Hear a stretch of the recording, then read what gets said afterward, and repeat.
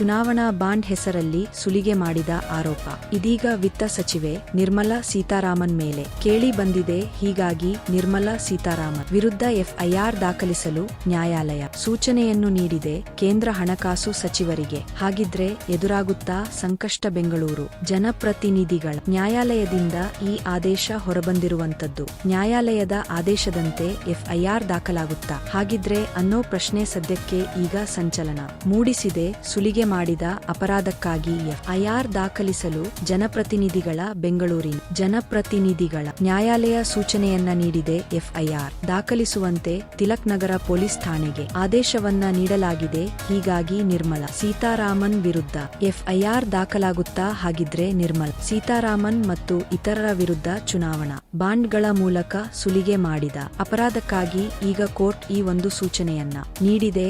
ಚುನಾವಣಾ ಬಾಂಡ್ ಮೂಲಕ ಸುಲಿಗೆ ಮಾಡಿರುವ ಆರೋಪಕ್ಕಾಗಿ ಕೇಂದ್ರ ವಿತ್ತ ಸಚಿವೆ ನಿರ್ಮಲಾ ಸೀತಾರಾಮನ್ ಹಾಗೂ ಇತರರ ವಿರುದ್ಧ ಎಫ್ಐಆರ್ ದಾಖಲಿಸಲು ಬೆಂಗಳೂರಿನ ಜನಪ್ರತಿನಿಧಿಗಳ ವಿಶೇಷ ನ್ಯಾಯಾಲಯ ಆದೇಶವನ್ನ ನೀಡಿದೆ. ಚುನಾವಣಾ ಬಾಂಡ್ಗಳ ಮೂಲಕ ಹೆದರಿಸಿ ಸುಲಿಗೆ ಮಾಡಲಾಗಿದೆ. ಹೀಗಾಗಿ ಕೇಂದ್ರ ಸಚಿವೆ ನಿರ್ಮಲಾ ಸೀತಾರಾಮನ್ ವಿರುದ್ಧ ಕ್ರಮವನ್ನು ಕೈಗೊಳ್ಳಲು ನಿರ್ದೇಶನ ನೀಡುವಂತೆ ಜನಾಧಿಕಾರ ಸಂಘರ್ಷ ಪರಿಷತ್ತಿನ ಆದರ್ಶ ಅಯ್ಯರ್ವರು ಬೆಂಗಳೂರಿನ ಜನಪ್ರತಿನಿಧಿಗಳ ವಿಶೇಷ ನ್ಯಾಯಾಲಯಕ್ಕೆ ದೂರನ್ನ ಕೊಟ್ಟಿದ್ರು. ಈ ದೂರನ್ನ ವಿಚಾರಣೆಗೆ ಪರಿಗಣಿಸಿರುವ ನ್ಯಾಯಾಲಯ ಚುನಾವಣಾ ಬಾಂಡ್ಗಳ ಮೂಲಕ ಸುಲಿಗೆ ಮಾಡಿದ್ದಾರೆ ಎನ್ನಲಾದ ಆರೋಪಕ್ಕೆ ಸಂಬಂಧಿಸಿದಂತೆ ಎಫ್ಐಆರ್ ಅನ್ನ ದಾಖಲಿಸಲು ತಿಲಕ್ ನಗರ ಪೊಲೀಸ್ ಠಾಣೆ ಅಧಿಕಾರಿಗಳಿಗೆ ಸೂಚನೆ ನೀಡಲಾಗಿದೆ.